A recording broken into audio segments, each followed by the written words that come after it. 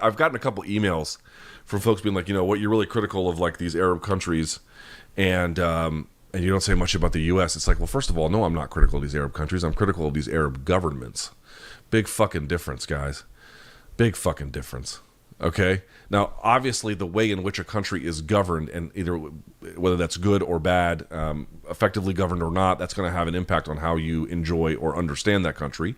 The two are not utterly inextricable. But I try not to judge anyone's rich culture and history and language and food and music and any of this stuff. I don't judge it on the level or who is in charge of their governments. I hope everyone understands that. And for folks who might be like, oh, you've never been to these places, been to Israel, been to Gaza, been to the West Bank, been to Jordan, been to Egypt, been to Turkey, been to Saudi Arabia when I was a kid, been to Qatar. I've been to more of these places than virtually anybody else you know in real life. Okay, I went to Lebanon in 2018. My mom was born in Aleppo, Syria, and lived up until she was 24 years old in Lebanon. Like, so this, does anyone remember? Does anybody remember? For a whole year when I hosted the MMA Hour, pop quiz, everybody. What flag was on my desk when I hosted the MMA Hour for a year? One flag every time. What flag was that? Does anyone remember? And by all means, please go check the tape if you think I'm in any way exaggerating. What was the flag that was on my desk for 50 episodes that I did? I think it's how many I did of the MMA Hour. The answer is the Lebanese flag. I had an Arab countries, and I realized that, there's a lot of different people who live in Lebanon. I had an Arab countries flag on. I didn't even have the fucking U.S. flag.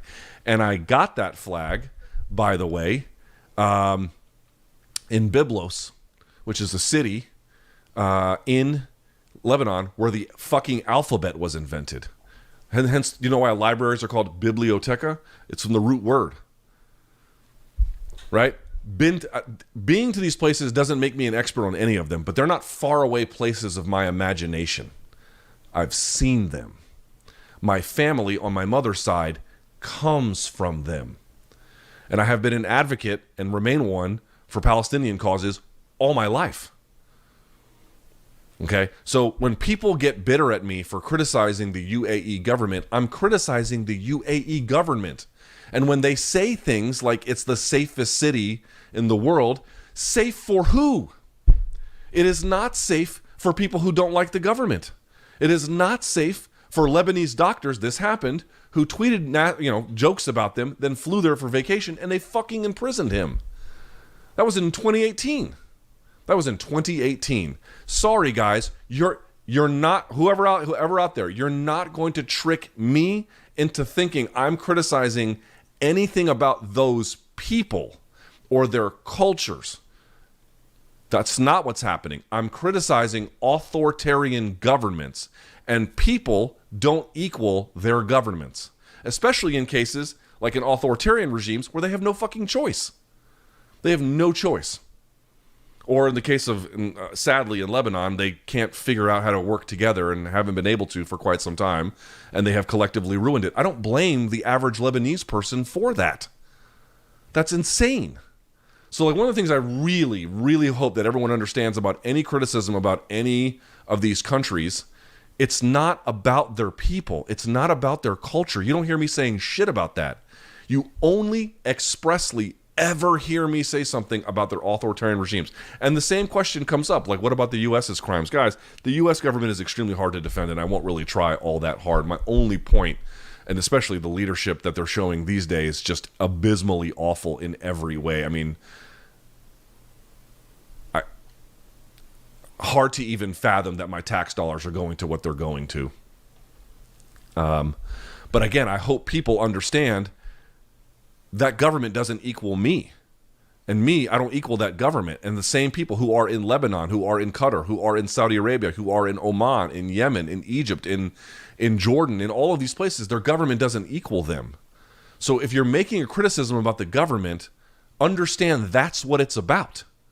It's a criticism of the government and the way in which they run it. And by the way, I'm unimpeachably right. I'm unimpeachably right about the state of the authoritarian regime. If you are an academic or anybody who speaks out about the government, you're going to fucking jail. Period. That's the way that it goes. Sorry, I'm just not going to look the other way on a place I actually like a lot. Not so much the UAE, but the Arab world has been a part of my mom's not Arab, she was Armenian, but they've been a part of my life. Like, I own that's the frame of reference that my mom came from. She spoke Arabic. Like, that the Arab world is where she is from. She never even went to Armenia. You know? She never went to Yerevan. She didn't know anything. She never went there. The Arab world was her life. Her passport is in Arabic. So don't believe anybody. Please don't believe anybody who wants you to think criticism of a nation's government, whatever that nation is, this country, Canada, Arab countries, you name it, anybody, that you're criticizing their people and you're criticizing their culture. You're criticizing their government and the actions that they take. And you are very much right to say it. And the people who don't want you to do that, you know, I don't know what to tell you. Like, why is the truth so difficult? Tell me. What pains people about the truth? It's the state of the world. We're not allowed to talk about it? We're not allowed to talk about the fact that, yeah, they don't have street crime in Abu Dhabi. That's true. That is very true. They don't have any street crime. People enjoy their lives there. Great. Great. Safe for who? Safe for who? Right? The jails are filled with people who will tell you it is not safe. Okay. That's the first thing I'd say. So please don't get it twisted. Please go back and look at every episode of the MMA Hour I did and make sure you screenshot what flag was on my desk. Visibly, prominently noted. Please do that. That aside, and by the way, like, it's true about Latin America too. Like, do you think I judge Colombia based on their fucking government? I mean, yeah, to the extent their government can't do a great job of keeping the place in order, it will impact your experience. That's true. Yes, of course that is true. But, like, do you think I judge Colombian heritage and culture and their language and their food and their music and everything based on Petro? Based on, you know, any of these fucking people? Like, why on earth would I do that? The people aren't their government. The government aren't their... I mean, this is just fucking madness. That's not what I do. And yeah, their government's not great either, by the way. I mean, they're not going to throw you in jail for calling them shitheads, but they don't do a great... They do a really bad job. And Petro is by himself right now not great. Uribe. Like, do you think I associate my wife with Uribe? Why would I do that? That's fucking insane.